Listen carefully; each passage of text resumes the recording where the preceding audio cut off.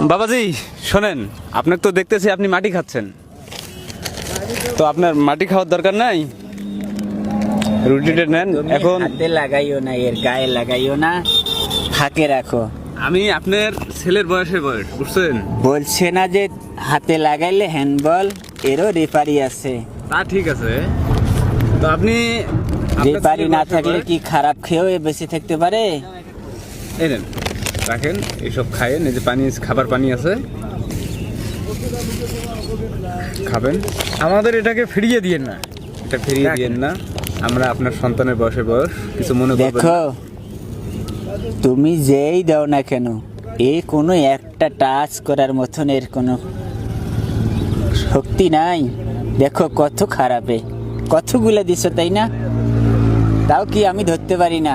ধরতে পারবো না, কারণ আমার সে হুকুম না। কোম্পানি বলতে আমি ধরতে পারতাম, যা কি তোমার একটা দামের বিনিময়ে আমি আর একটা দাম দিতে পারতাম।